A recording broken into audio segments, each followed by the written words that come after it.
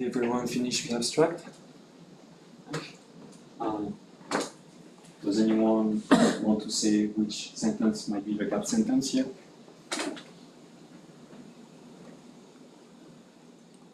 However well known, the binary reliably inform the similarities. Yeah, well, this is what the one I got as well.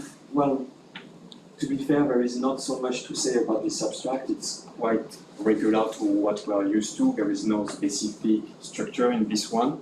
That sentence also clearly said what is the problem. We have a problem with visualization, single cell data. What I like about this abstract is that it's quite simple to understand. There is maybe one technical word that would be dubious cell, but well, the author, it's a word that is specifically used in this paper, so they describe it, but other than that, nothing is very complicated to understand.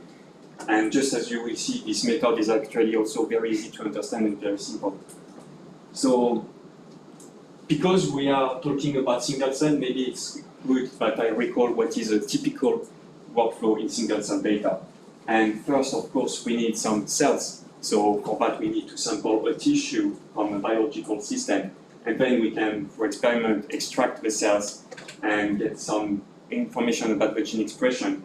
So we get this data that are in a matrix-like format. So what we can do then is we can apply some quality controls. We filter the cells that have low quality, we apply a normalization, and we get this resulting matrix. But this resulting matrix is usually very large and has very high number of variables. So we are talking about thousands of cells and thousands of genes as well. So what we usually do after is we apply dimension reduction, and the leading method in that area will be principal component analysis. So I'm not going to detail what is PCA, but basically, through this step, we are trying to summarize the high number of genes that we have as a lower number of variables, that is called principal component in the case of PCA.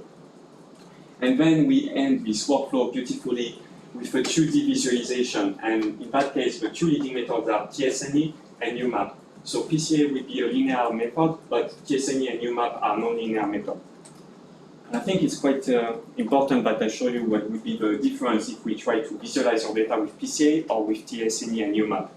So as you can see, if we just try a 2D visualization with our PCA, we see that the clusters in our data are quite merged together, so it's kind of hard to infer the number of clusters and population that we have.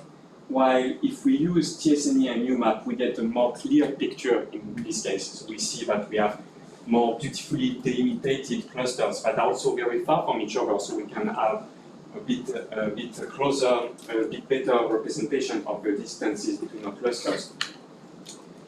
One particularity of t-SNE and UMAP is that they try to focus, compared to PCA, on local distance between the data. So they don't try to preserve the global distances and the global relationship with the data. They are more focalized on local structures.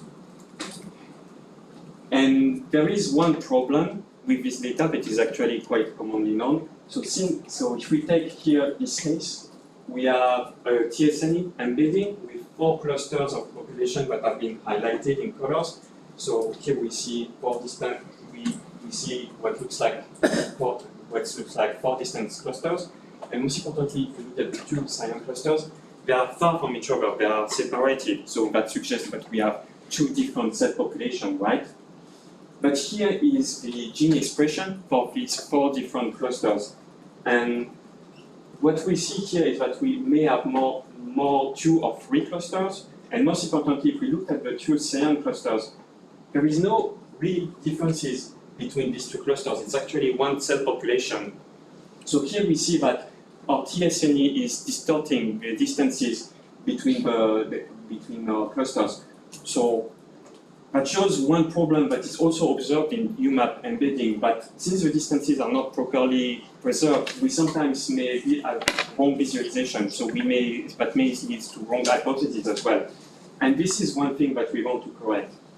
To also highlight how important this phenomenon can be, there is actually one paper that suffered from this problem, and they needed to update this figure. So this is why the author of this paper created a method called scDEED, which is a statistical method to detect what they call dubious cells, so cells which cannot be trusted in this embedding. So the way this method works, it's basically try to compare the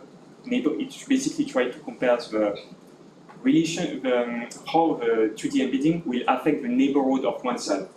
So if we look at this figure here, we have on the left the embedding after we apply our 2D embedding method, so after we apply t-SNE or UMAP, and we have on the right before we apply the embedding, before we apply t-SNE and UMAP. And if we take this one particular cell and we look at its neighbors, we see that it's quite similar between the two.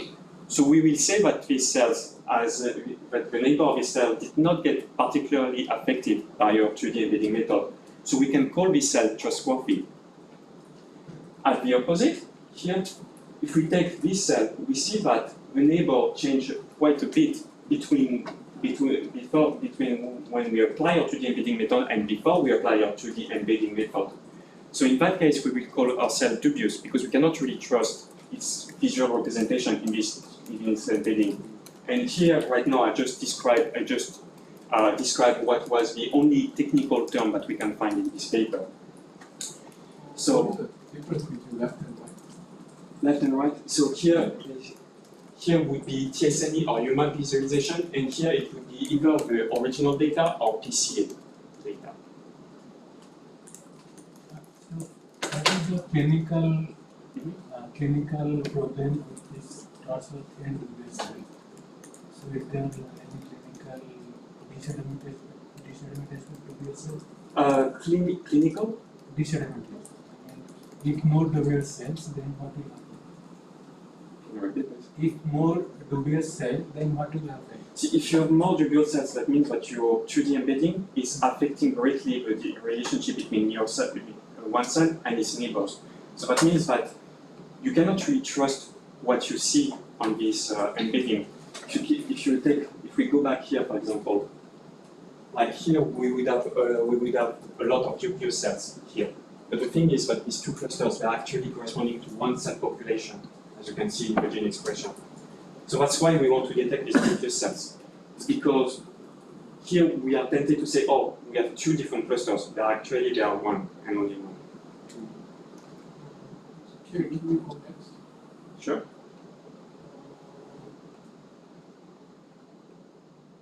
Here, what is it? The color? The color? Yeah, the color. So the green color represents the neighbors, the closest neighbors to the current cell, which is this one or this one in this case. Grays correspond to cells that are not included in the nearest neighbors. So, okay.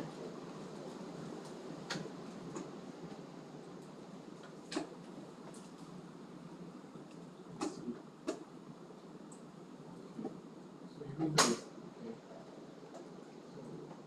So calculate the nearest. So can you explain the left and right side one more time? Okay, so here let's just assume that we have applied. Let's say here we have our original data. So we did not apply anything, or we just applied PCA. Okay, we take one cell and we compute its nearest neighbor that are the green cells. Okay? Then we apply t-SNE or UMAP on our data, so we get this embedding here, and we take the same cell and look at the same neighbors that we identified before.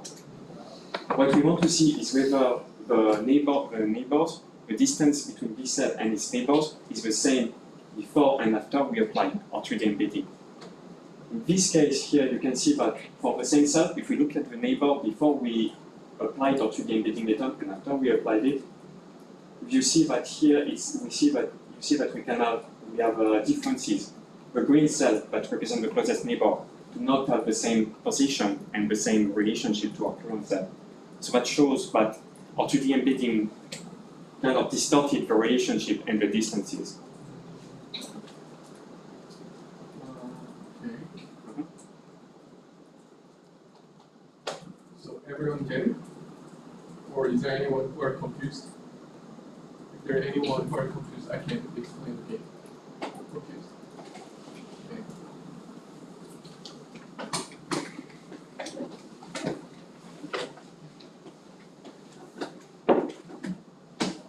so what you are see is everything is 2D embedded. That's why left and right side embedding is same. So they use the t-SNE or UMAP, then they will make this kind of 2D embedding. According to this embedding, how many clusters are there? 2 clusters.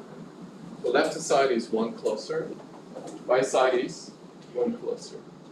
So if you select the 1 point in the left side, who is a neighborhood, who is connected? I mean, all the left side cluster is connected in terms of graph. That means they are close to each other. The right side, if you select any point here, right side whole cluster will be connected to each other. So they are closest to each other. Up to here is okay. Because they are close, there are 2 clusters. So far okay? You don't understand? Yes. So far it's okay. So yeah. So now you can imagine that there is one fully connected graph here. Here is another fully connected graph. So when we perform the 2D embedding, we consider they are same class. They are same class. So far it's okay. Okay, but now what we'll do is, this is based on the 2D embedding result.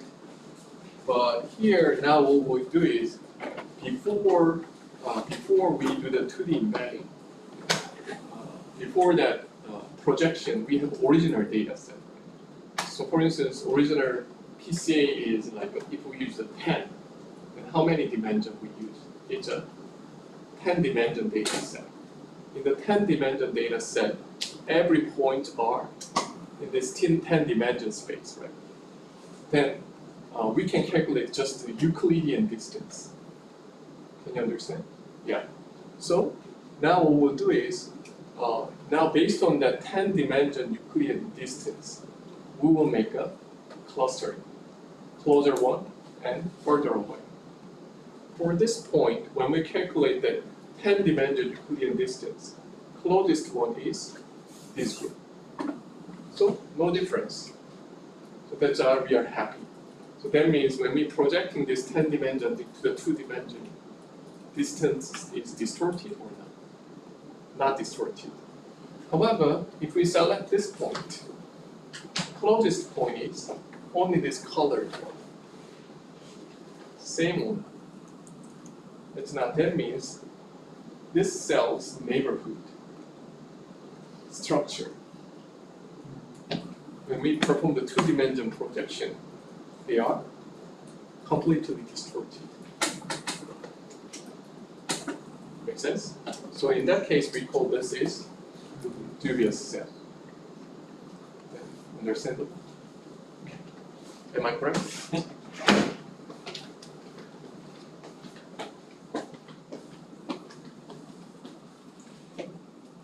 Well, now I'm going to detail a little bit the algorithm to detect the dubious cells. So first we apply PCA and our 2D embedding method on the data. So here I'm showing the PCA embedding, and here would be our 2D embedding method. So by 2D embedding method, I mean t-SNE or UMAP. So x1 and x2 here would be representing the first 2 axes of either the t-SNE or the UMAP. Here, however, of course, since we are using PCA, it will be the first 2 principal components of our PCA. So only we use the 2PC? Only we use the 2D? No, it's just for this. It's just for this example. I'm showing with two. Originally it could be high dimension. Yeah, sure, exactly. No, you can use. I think they used 50 or 30 Yeah. components. Left side is not 2-dimension. Okay. If the left side is 2-dimension, we don't need any actually 2D embedding. Right? If we have only 2-dimension PCA, there is no need for actual t-SNE UMAP. Yeah, exactly. Okay. So So that's left why. side is high dimension. And then, as I said before, we just select one cell in this case, and we compute and we determine its nearest neighbor. So the number of neighbors that is selected is 50% of the total number of cells. So in this case, let's select only 4 neighbors. This 50% of cells is actually the only parameter of scDEED. And this can be tuned to basically decide how many, decide the proxy, well, how far we are looking away from our cells. Is it okay, Chip? Yes. Yeah. I see you've been very focused right now. Okay. So we have selected our cell, we determined its closest neighbors, so now we can compute the Euclidean distance from this cell to all its neighbors, and we can compute what is called the reliability score. So let's assume here that we have distance from yellow, from the orange cell to this blue cell, which is x1. Here we have the distance x2, x3, x4. And we gather that, and this gives us a vector of distances, that is called x in this case. We can do the same in our 2D embedding, so y1, y2, y3, y4, which gives us a vector of distances y. To compute this reality score, simply we use the Pearson correlation between x and y. So what we are doing here is we are kind of measuring how well the two distance vectors are agreeing with each other, right? So because it's a Pearson correlation coefficient, that means also our reality score can go from -1 to +1. So we do that for cell 1, we get, let's say, this set of distance values, and we get this reality score that is 0.87. We can do that for cell 2, and let's assume that this time our score is lower, so we have only 0.13. And we can repeat this process until we go through all the cells in our data set. Sorry, Yes? here x is X would be like the vector of distances between these cells and all the others. Y would be the distances between these cells and all the others. And this is the same here, but for cell 2, and we would have the same for every cell. so and then first each component are same cell, same neighboring cell, in x and y. I'm sorry, what? Yeah. Everyone is okay about that? And if you're confused, you should ask a question. Everyone is okay? What is x and y? Do we find neighborhood and then reduce the space or original space? I think they first look at the they look at the neighbors in the original high-dimensional space, and then they select the same neighbors in the 2D embeddings. So neighboring cells are determined in the 2D embedding space or original PCA space?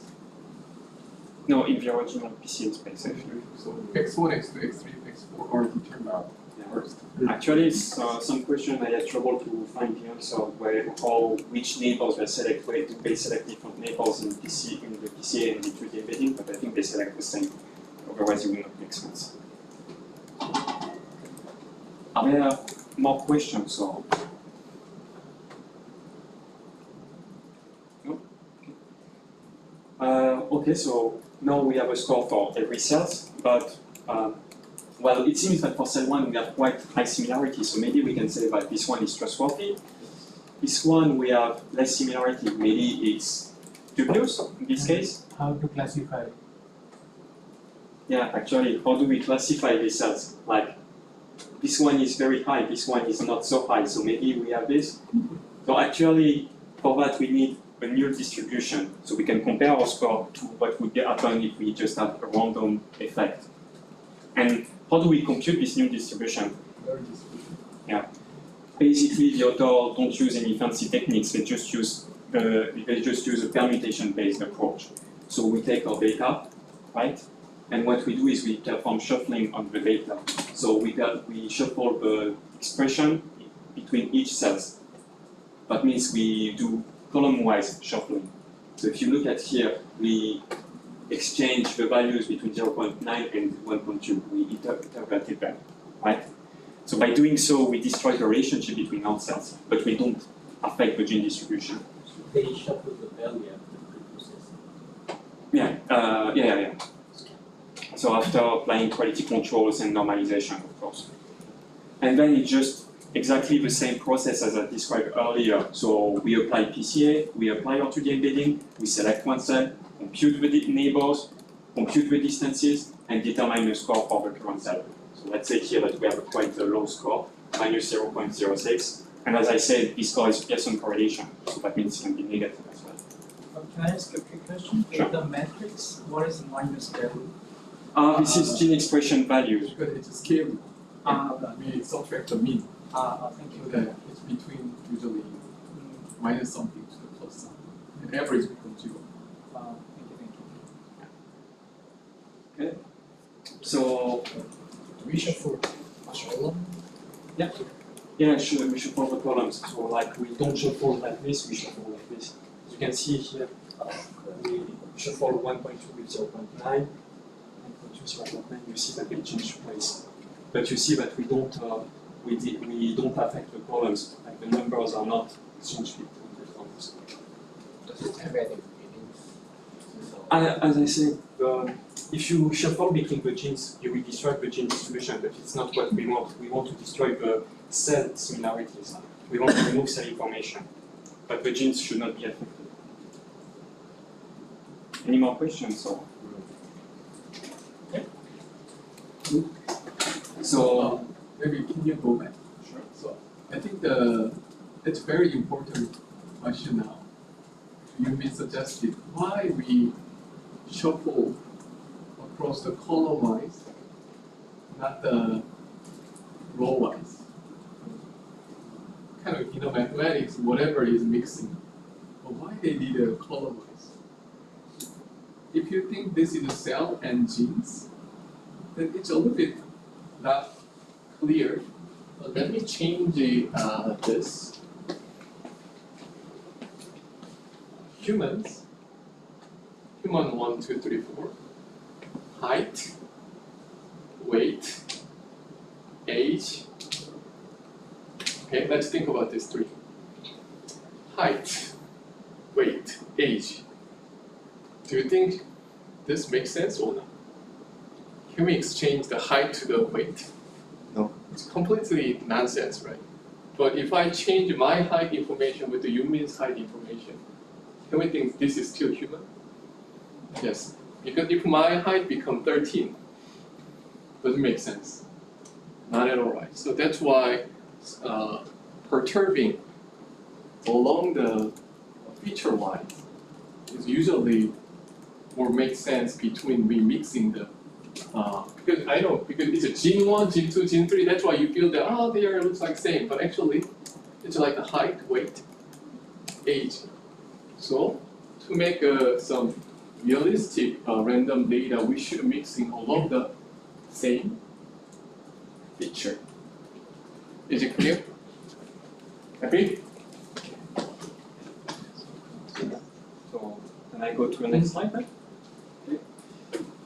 So we know how to compute on a distribution. So we compute, as I said, we compute the score for cell 1, we will do the same for cell 2, and just like before, we will do the same for every cell in our permuted data.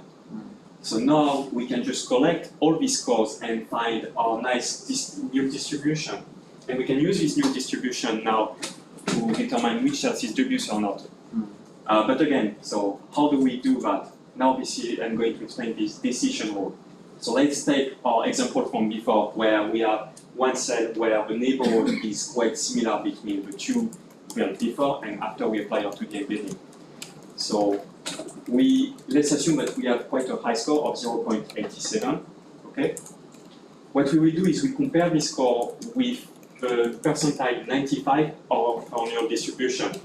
So this is just a simple technique of percentile, and here we see that our score is higher than this percentile, so we can say that our cell is trustworthy. So that means that basically every cell with a score that is located in the right tail of our distribution will be considered trustworthy. So this whole region will be trustworthy cells. And as you can guess, we will do, well, now we do the same with a cell that looks dubious, where our embedding seems to distort the relationship. We assume that this time we have quite a low score, minus 0.13, and we compare it this time to the percentile 5 of our distribution. So because this cell has a score lower than this percentile, we call it dubious. So every cell with a score located on the left tail of our distribution will give us a dubious cell. What about the middle? Exactly. Actually, this is something I wanted to say. Like, there is some cells that can actually be neither dubious nor trustworthy. So they maybe, don't. our answer is we don't know. Yeah. That's okay. That's also good algorithm. If you are not sure, telling them we don't know is okay. I see. They don't talk a lot about this, but in my case, I prefer to call them neutral cells. So it's easy. We have a name for them. But yeah, indeed, it's possible that a score can fall right in the middle. Okay. So I think this is very important. So I think, to be frankly, you can forget everything what he will tell or he told. But please remember this. This is extremely important in your real life. So whenever you make the sum quantity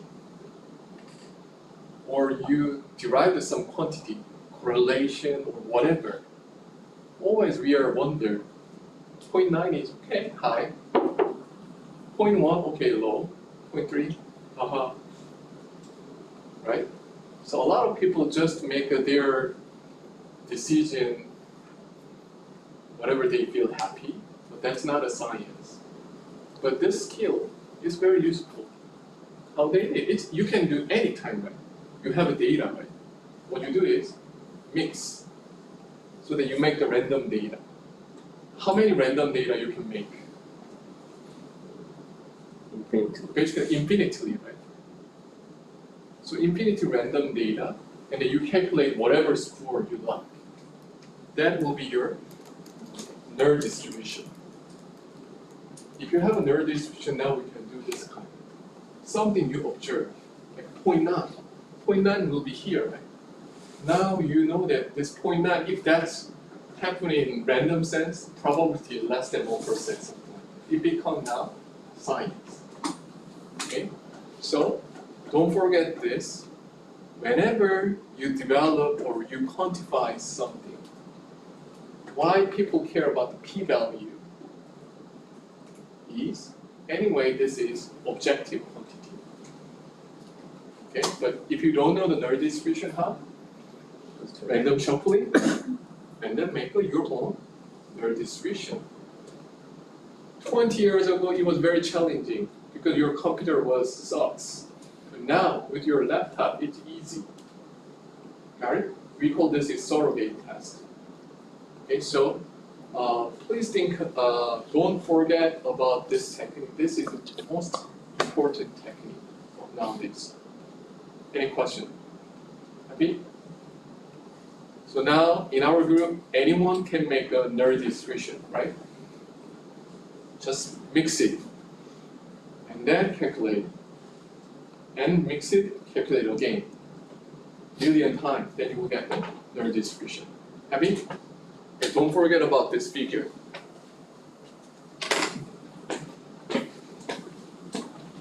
So this will be the end of the algorithm. So if there is something not clear, I'm happy to take questions right now. No worries. Can I ask why you use correlation as the reliability score? Well, correlation basically is kind of a measure of agreement in a sense. What you see is if two variables change in the same way. So if you have positive correlation, that means that two variables increase at the same time. And if you have negative correlation, that means that one will decrease when the other increase, right? So the closer to one means that the stronger the link between the variables. The closer to -1, the stronger the anti-link to the variables. But you have something close to 0. That means you have no links between the two variables. So that's why they use correlation basically, because here, as you can see, you want some agreement between your two embeddings, right? So if you have high correlation, you can say, oh, I have high agreement. Does it make sense? So to make all distribution, we do rotation once. Rotation. You permute. Wait, You once. permute for every genes, well, Yeah. not every genes, but you do that for every column, right? Yeah, we do it once, and then we take the distribution of the correlation of each cell, the score of each cell. Yeah, yeah. Then we do permutation once.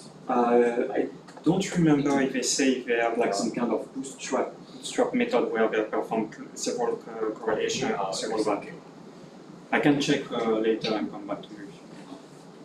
But in my memories, yeah, they don't specify that they do that multiple times, and they don't try to merge different distributions to compute usually. Do several times. Yeah, usually this is what is done. You do like 10 or 50% permutations to get something a bit more robust. Okay. Any more questions? Right. So now I'm going to show some results. So here I will start first with t-SNE. So they apply t-SNE on some single cell data from neural cells. Here you have the dubious cells that are detected in this embedding, and you now have a trustworthy cell. Wow, actually it's interesting. Yeah. There are not many unknown cells. Not so much. And what is really interesting is that they have a lot of trustworthy cells. So that shows that their algorithm tend to what? Wow. That shows that the t-SNE from the very beginning is still quite robust. I see. Wow. So then everyone, let's think about it. Our NER distribution looks like this, right? Of course, Gaussian, because NER is come from the random. But let's imagine, here is an actual real score. Can you imagine how the real score looks like? Forget this. Just imagine if real data looks like this, 90% should be unknown.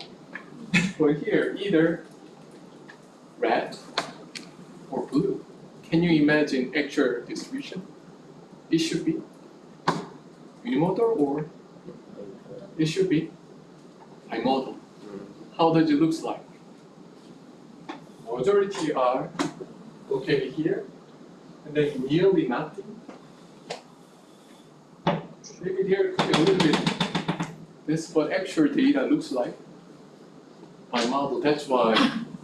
Actually, that might be the reason why they don't care much about unknown. Wow.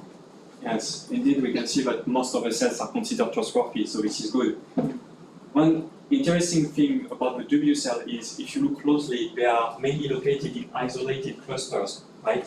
Or on the outer periphery of the clusters. So that tend to show that dubious cells tend to happen in isolated case rather than in the middle of one cluster.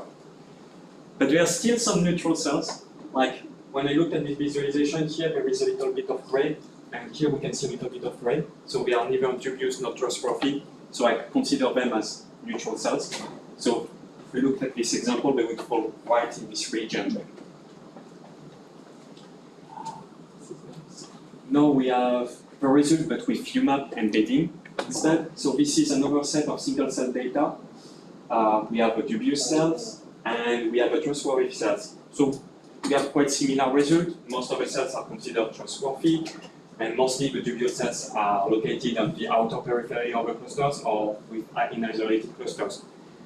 And again, just as before, there is one region where we have gray cells and gray cells, so neither dubious nor trustworthy, plus there is some neutral cells as well.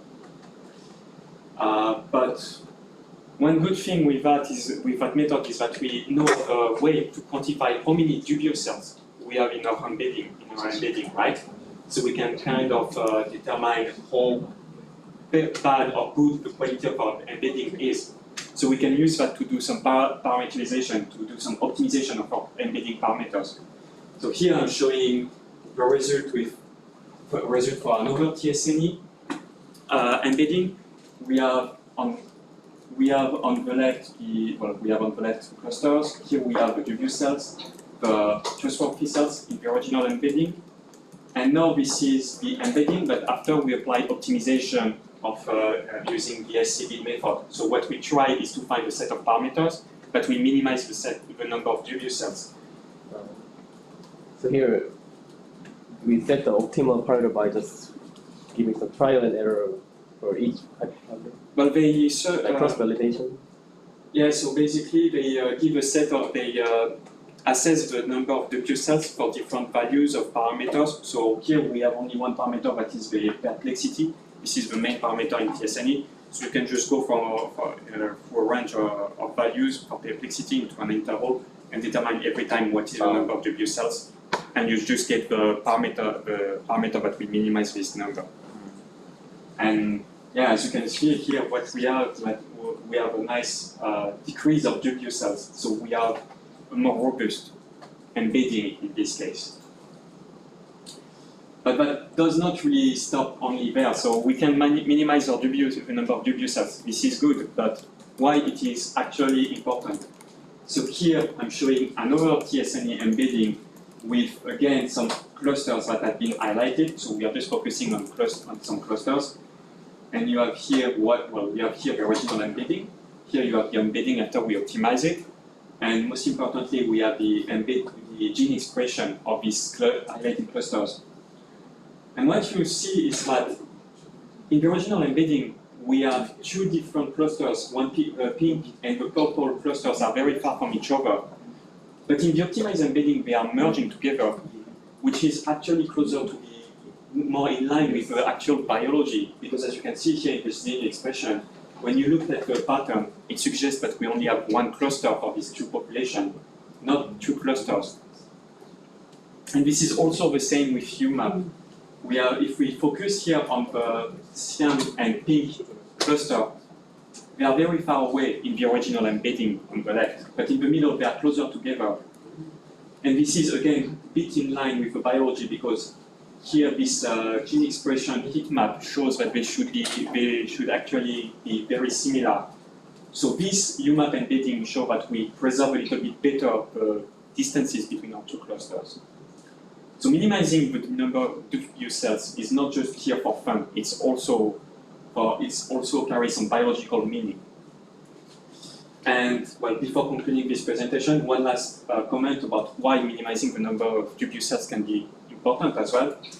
In fact, the author said that the author argued that it can improve the agreement between t-SNE and UMAP embedding. So here, if you look at here we have the original t-SNE and UMAP embedding, and now we compare the t-SNE and UMAP embedding after optimization with scDEED. And one interesting thing that the authors noticed is that there is some kind of clockwise pattern that happened when we optimize our embeddings, something that was not present after.